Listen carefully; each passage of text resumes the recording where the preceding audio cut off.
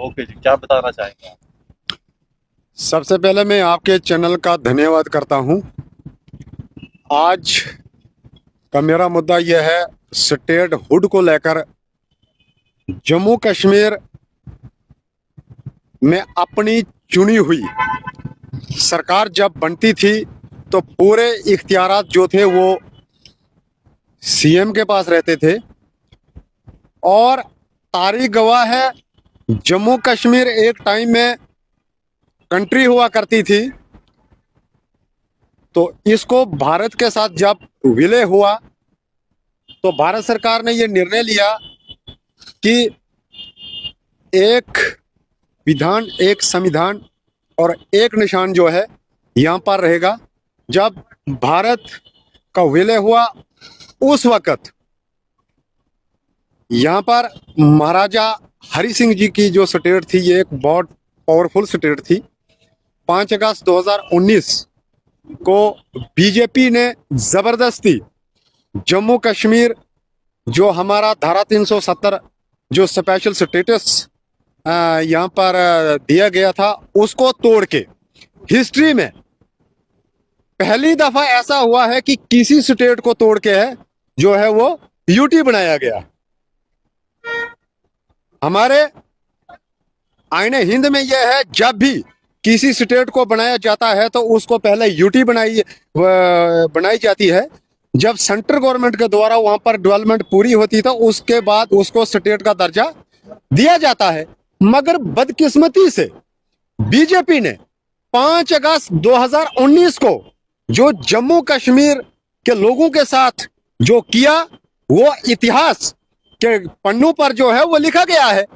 और आज अफसोस मुझे इसी चीज का है, इलेक्शन हुए यहाँ पर, पीसफुल इलेक्शन हुए, उसमें जम्मू डिवीजन से जो है बीजेपी को जो है जबरदस्त जीत मिली। मगर आज मैं उनको कहना चाहता हूं, जो एमएलए जम्मू डिवीजन में यहाँ पर जीते, वो यहाँ के लोगों का काम करने के बजाय जो है वो दिल्ली चले गए हैं वहां पर कैंपेन पे।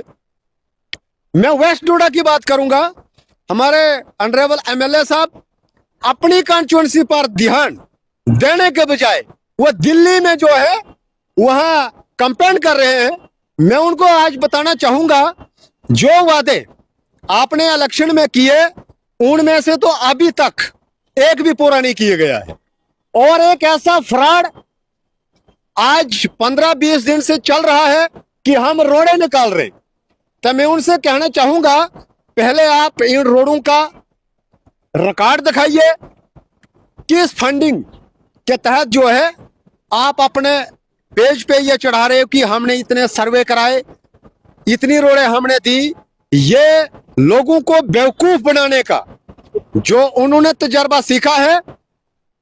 तो हमारे वेस्ट डोडा की जनता इतनी भोली भाली नहीं है कि वो आप समझते नहीं है।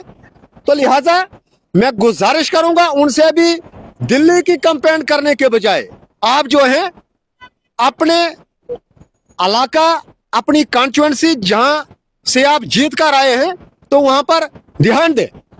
तो दूसरी, हमारे वेस्ट डोडा के अंदर जो मरमत का एरिया पड़ता है, मैं बहुत पहले से भी बताया आया हूं कि वहां पर काफी चीजें जो हैं वहां पर ऐसी हैं जिनके लोगों को बड़ा मुश्किलात का सामना करना पड़ रहा है। जैसे हमारा डिग्री कॉलेज जो है, ये बहुत बड़ी एक डिमांड है डिग्री कॉलेज की।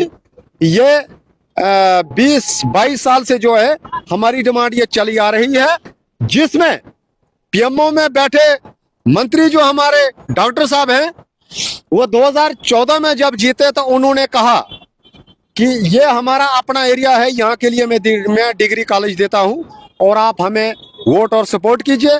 तो लोगों ने उनको काफी सपोर्ट की। वो 3 बार वहां से सांसद चुनकर गए। और डॉक्टर साहब जिस जगह है, मैं उनको कहना चाहूंगा कि उस जगह जम्मू कश्मीर का जो है कोई भी मिनिस्टर आज तक नहीं रहा है और मुझे लगता कि रहेगा भी नहीं। तो मैं उनसे ये गुजारिश करूंगा कि जहां के आप रहने वाले हो, देखिए 3 बार आपके ऊपर लोगों ने विश्वास किया और आपको यहां से जिताकर आपको पीएमओ में भेजा। आपके बाएं हाथ का खेल था, मगर आपने ये काम करना नहीं है। आपसे सवाल रहेगा कि आपने कुछ दिन पहले जो है एलिगेशंस लगाए थे कांग्रेस के जो वहां से कंटेस्ट कर रहे थे इलेक्शन उन पर, कि उनने जो है आपके पैसे खाए, उसके बाद आपको उनसे कोई रिस्पांस मिला आपको? देखिए, वो पार्टी का आपसी जो मामला है, मैं तो आपके चैनल के माध्यम से मैं उनसे भी गुजारिश करूंगा कि आपको वेस्ट डोडा की जनता ने फुल सपोर्ट की है और 30,512 वोट आपको मिले हैं। ओपोजिशन करना जो है वो डॉक्टर साहब का काम है, जिन्होंने इलेक्शन लड़ा। और रही जो पैसों की बात है, वो हाईकमान तक बात पहुंच गई है और इसमें इंक्वायरी चल रही है। ये पार्टी का आपसी मामला है, तो मैं उनसे गुजारिश करूंगा वो ऑपोजिशन करने के बजाय जो है वो चुपचाप करके जो है वो बैठ गए हैं। ऐसा काम नहीं चलेगा। अगर 30,000 लोगों ने अगर आपके ऊपर विश्वास किया है, भले अगर वो हार गए, मगर उनका जिम्मेवार कौन है? तो इसी बेस पे मैंने उनको टारगेट किया था। आपको याद होगा कि बीजेपी वाले अपने जो लोग हैं, जो उनके वोटर हैं, जो सपोर्टर हैं, एक एमएलए होने के नाते वो एक जीआरएस को भी फोन करते हैं कि हमारे बंदे का काम होना चाहिए। ओपोजिशन में रहकर भी बंदा काम कर सकता है। अगर ओपोजिशन में नहीं बैठना चाहते हैं तो एक काम करें, वो टोटल ही रिजाइन देते हैं सियासत से।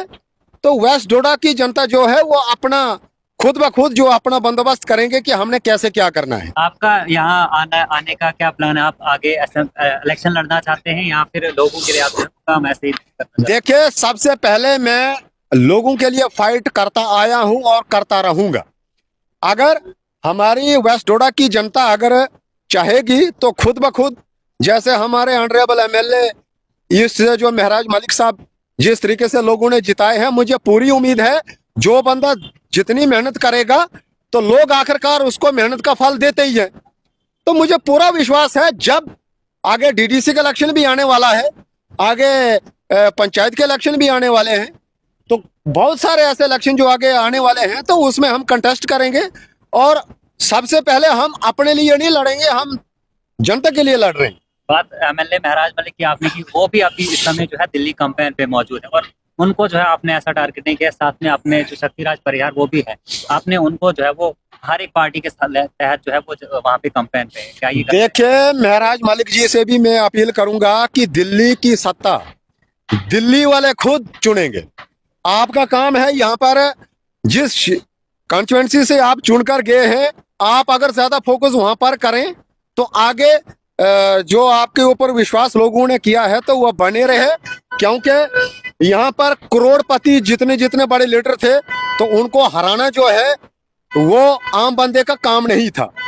तो महराज मलिक के जैसे जो होनहार जो युवा नेता है, अगर पब्लिक ने उनको जिताकर अगर भेजा, तो जो वादे उन्होंने ईस्ट डोडा कॉन्स्टिट्यूएंसी के लोगों के साथ अगर किए हैं, तो वो सरकार को भी उनका समर्थन है। जब सरकार बन रही थी तो उन्होंने सरकार को अपना समर्थन दिया है और सरकार के साथ टच रहकर जो है वो ईस्ट कॉन्स्टिट्यूएंसी की डेवलपमेंट करें, ताकि आगे भी लोग उनके ऊपर जो है अपना विश्वास बनाए रखें। आपका कहना है कि बीजेपी ने जो है ऐसा कोई काम नहीं किया, लेकिन अभी जो नेशनल हाईवे की मैं बात करूं तो मरम्मत के इलाके से जो है नेशनल हाईवे निकल कर अभी आई।